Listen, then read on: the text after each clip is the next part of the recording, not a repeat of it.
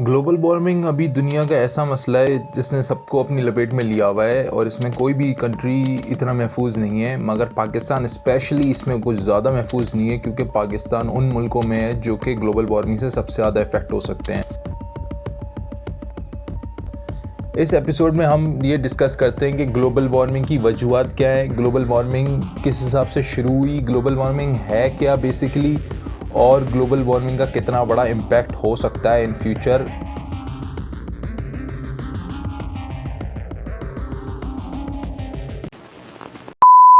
Global warming की basic वजह यही है क्योंकि हमने थ्रू आउट लास्ट सेंचुरी, पिछली पूरी सदी में हमने कोयला, तेल, गैस ये भरपूर तरीके से जलाई है।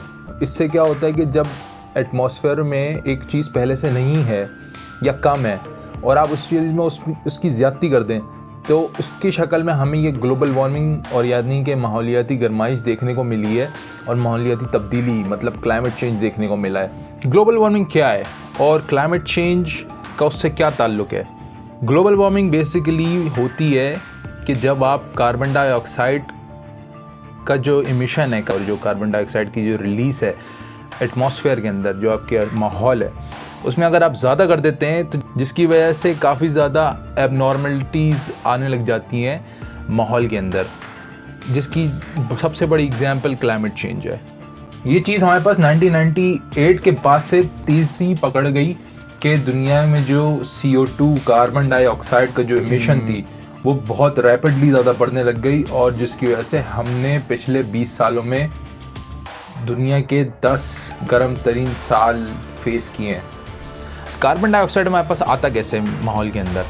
जब आप गाड़ियाँ चलाते हैं, जब आप बड़ी बड़ी इंडस्ट्री चलाते हैं तेल पे, कोयले पे, जब आप बड़े बड़े पावर हाउस चलाते हैं कोयले पे, जब आप बड़ी बड़ी इंडस्ट्रीज़ चलाते हैं गैस पे, जब आप बड़े बड़े ट्रक चलाते हैं डीजल पे, तो इसकी वजह से जो एग्जॉस्ट निकलता है, जो उसका जो गैस निकलती है वो काफ़ी ज़्यादा मुज़र होती है और ये काफ़ी ज़्यादा नुकसानदेह साबित होती है एंड में। जो सारी गैसेस हैं ये दुनिया की एटमॉस्फेयर मतलब माहौल में जाके एक ट्रैप सा बना लेती हैं, जिसकी वजह से क्या होता है कि जो बाहर से जो सूरज की गर्मी और शवाएँ आ रही हैं उनमें से वो वापस कम से कम जा सकती हैं, तो उसकी वजह से वो बंद हो जाती हैं दुनिया के अंदर। ग्लोबल वार्मिंग की ऐसी मिसाल है कि इससे कि आप खाना बना रहे हैं, अब खाना बनाते वक्त अगर आप नमक की ज़्यादती कर देंगे तो खाने का भी मज़ा भी नहीं आएगा। अब यही चीज़ अगर आप दुनिया के पर्सपेक्टिव में देखें तो दुनिया में जब कार्बन डाइऑक्साइड की जो तादाद है वो इतनी ज़्यादा हो गई है, पिछले 30 सालों के मुकाबले में डबल हो गई है, तो जब इतनी ज़्यादा इसमें शिद्दत आ गई है तो इसके कॉन्सिक्वेंसेस और इसके नताइज भी काफ़ी ज़्यादा संगीन हैं। इसके हवाले से UN ने एक रिपोर्ट बनाई थी जिसमें उन्होंने बोला था कि अगर हमारे जो टेम्परेचर है वो 2 डिग्रीज़ को एक्सीड कर देगा तो दुनिया में काफ़ी ज़्यादा मसले हो सकते हैं। अगर हम उसके नीचे रह पाए तो हम काफ़ी ज़्यादा सेफ़ रह सकते हैं। अब आप बोलेंगे कि यार मैं तो 50 रुपये का पेट्रोल डलवाता हूँ, मेरे से क्या होगा? अब एक इंडिविजुअल बंदे का इसमें क्या किरदार है? एक बंदा है हफ्ते भर का कचरा उठाता है और बाहर जाके रोड पे जाके जला देता है। अब इस चीज़ का इतना ज़्यादा नुकसान है जो कि ये अनडॉक्यूमेंटेड है, हम लोग इस चीज़ को रिकॉर्ड भी नहीं करते और इस जैसी बहुत सारी प्रैक्टिसेस और इस जैसी बहुत सारी चीज़ें पाकिस्तान में टू दिस डे यूज़ होती हैं, जो कि बहुत ज़्यादा सोचने वाली बात है। अब इसके हवाले से पाकिस्तान में क्या काम हो रहा है? पाकिस्तान की हुकूमत ने बिलियन ट्रीज़ मंसूबा पहले बनाया जो कि सिर्फ KPK में बनाया और अब जाके 10 बिलियन ट्रीज़ बनाया। पाकिस्तान को वर्ल्ड इकोनॉमिक फोरम ने अपने प्लेटफॉर्म पर भी प्रेस किया है, मगर कहानी इससे कई ज़्यादा आगे तक पहुंच चुकी है। अगर हम साउथ में देखें तो कराची का जो बहरिया अरब है, अरेबियन सी है, Arabian Sea for long time 1.1 millimetres के सी लेवल से राइज़ कर रहा था, जो कि पिछले कुछ रीसेंट टाइम्स में ये अमाउंट 3.6 मिलीमीटर तक जा पहुंचा है।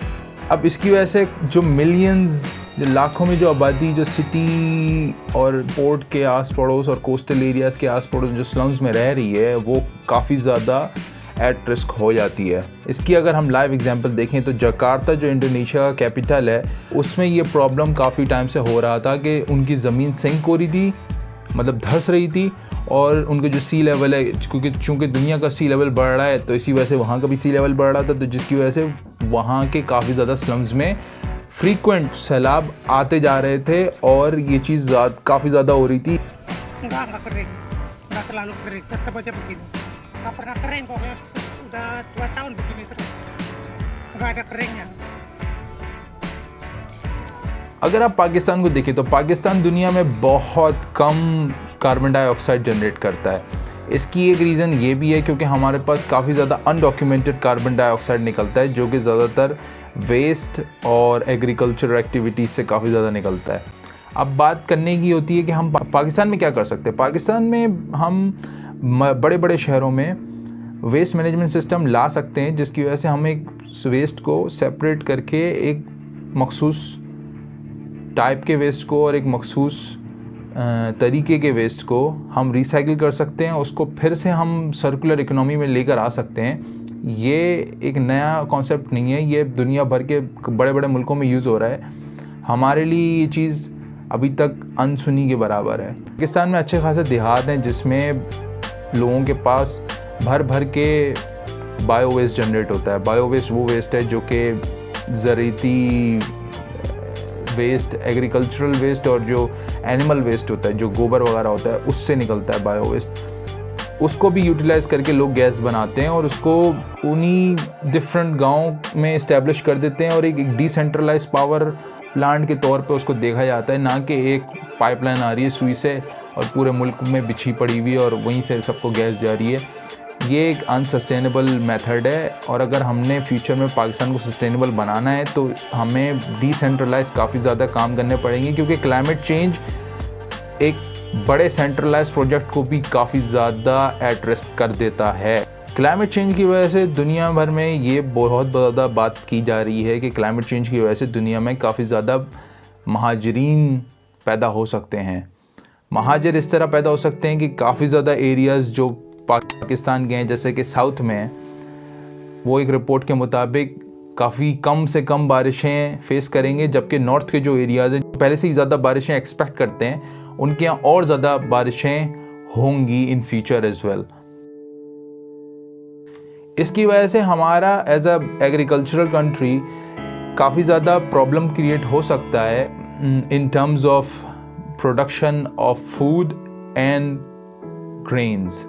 जो क्रॉप जो हमारा प्रोड्यूस होगा उसकी जो लाइफ साइकिल है, उसका जो टाइमलाइन है, उसमें काफ़ी ज़्यादा फ्लक्चुएशन आ सकती है, क्योंकि अगर हमारे पास एट टाइम बारिश नहीं होती तो ये काफ़ी ज़्यादा प्रॉब्लम क्रिएट हो सकती है फॉर द इंटायर पॉपुलेशन।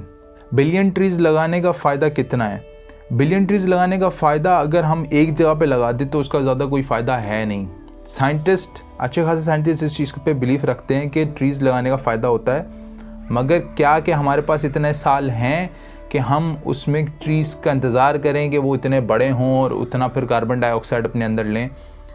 लेकिन पाकिस्तान में ये चीज़ बहुत डाइवर्सिफाइड मैनर में हो रही है और ये बहुत डिफरेंट एरियाज़ में हो रही है, जिसकी वजह से एक अच्छी पॉसिबिलिटी ये है कि बहुत different types and species of trees plant किए जा रहे हैं और ये एक म्यूचुअल अंडरस्टैंडिंग के थ्रू विद इंटरनेशनल कम्युनिटी हो रही है।